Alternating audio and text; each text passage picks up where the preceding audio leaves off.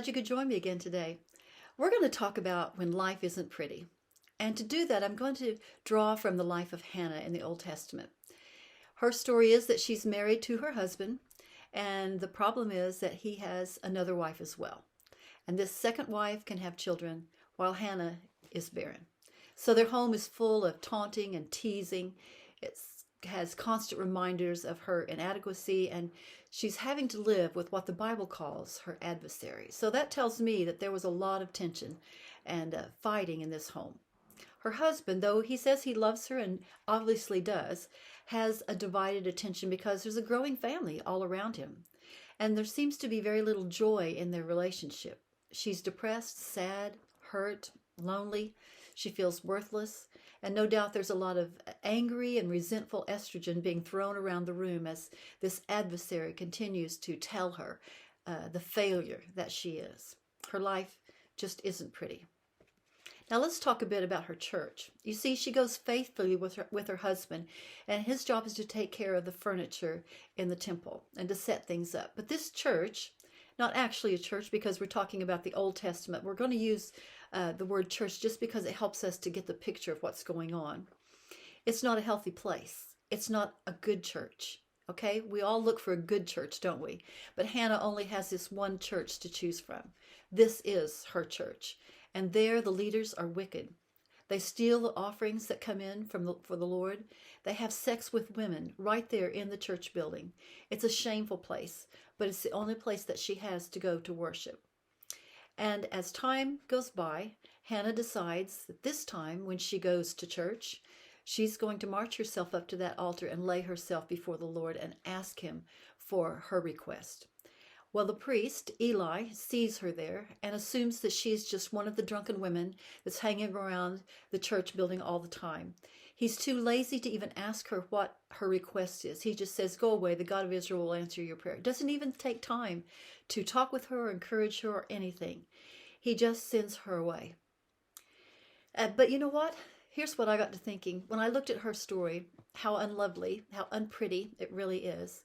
God can still work in the midst of unbroken churches, of broken churches, of broken lives, and even in our broken world. Hannah believed this, and so that's why she took her petition boldly before the throne to the God of Israel. And after having given her problem to the Lord, the Bible says she went away no more sad. That's a very significant statement. She had a total change of attitude and outlook after believing prayer. It changed her demeanor, and no doubt that family noticed. Her adversary now has no power over her. When she teases, Hannah doesn't bite back. Her husband begins to recognize probably the lovely young woman that he first married. The bitterness and the anger seems to be gone from her life. And even the children would have noticed the change of heart that she'd had. She probably became more loving and more patient with them. But the only thing that had changed was Hannah. Her faith had made her happy. Her prayer made her happy. Trusting her God made her happy. Now she has a happier marriage, a sweeter song in life, and she now has hope in believing that God's going to make a change. But you know, God did not change her circumstances. Not right then. He changed her. And here's what I thought. You know, when life isn't pretty, God is the only one that can make a total difference. And for Hannah, this exhibition of her faith revealed her trust in God. Did she have the child she'd prayed for? Not yet, but she was going to. Did she keep her vow to God? Not yet, but she's going to.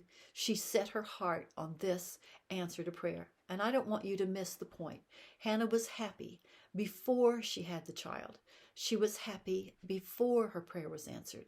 It was her faith that made the difference in her attitude.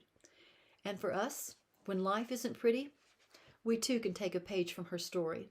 We can bring our problems to the Lord and we can walk away renewed. We, by our attitude, can make a difference in our own lives and in our homes. You know, tension has a way of restricting happiness. And they say that two cannot fight when one will not. So once Hannah laid down her hatchet, she took the chip off her shoulder. The rivalry stopped. She was no longer an antagonist. She wasn't having a pity party. She was walking in hope and the joy of her heart and anticipation of God's answering of her prayer. That's what made the difference in her home and the difference for Hannah. I want us to take away 3 points from her little story. The first is that we need to be persistent in prayer. No doubt Hannah had gone and prayed about this situation probably for many years, but this time she walked away in faith, believing God and not just using her prayer as a complaint or blaming. She received a word from God, a word that encouraged her and gave her hope. Psalm 119 and verse 49 reads, "Remember thy word unto thy servant, upon which thou hast caused me to hope." So we need to be persistent in prayer until we get a word from God. And then we need to rest in that word, hold on to that word, and he will not fail to keep his promise. Do you know there are no gimmicks? There's no magic words. There's no lucky charms when it comes to prayer. It is faith alone. It's belief in God and his word and that patience of hope until God brings that answer. So we need to pour out our soul before him and tell him all about it and ask him for a word, and then pray and wait for him to answer. And go away from prayer no more sad, but believing that God's going to answer our prayer. You'll have all things, right? If you ask believing. Ask, seek, and knock. Surrender is the next lesson we want to learn. We need to lay our whole self before him and let him prove himself able. Psalm 55 and verse 22 says, "Cast your burden upon the Lord, and he shall sustain thee." And that's what Hannah did. She cast her whole self upon him. When life wasn't pretty, she gave it to the Lord. She surrendered herself to his perfect will. No ifs, ands, or buts, just a total yielding to him. And for Hannah, what she didn't know was that God had already intended to raise up a prophet for himself, and he already knew that Hannah was going to be the mother. She didn't know it, but God did. And you know what? You don't know what God has planned for your life, but God does. He knows exactly what he's going to do. So you are so much better to yield yourself to his will and let him take your not so pretty life and make it something beautiful. He can do that when you kind of get out of the way. And the third thing I want us to remember is God's faithfulness. Only he is able to make a difference in our life. In 1 Samuel 2:2, Hannah says, "There is none holy as the Lord, for there is none beside thee, neither is there any rock like our God." She knew where to put her trust, and she knew it would not be misplaced when she placed it in the God of Israel. She wasn't trying to connive a solution to the situation at home, or she wasn't trying to manipulate God. She didn't blame her husband or the other wife. She just trusted in God and his faithfulness.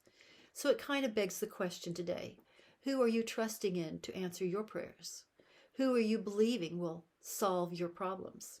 You know, only God can do those things. People might try, and thankfully some do try to help us, but their help is short-lived. God is the one who removes obstacles and puts happy back into our home.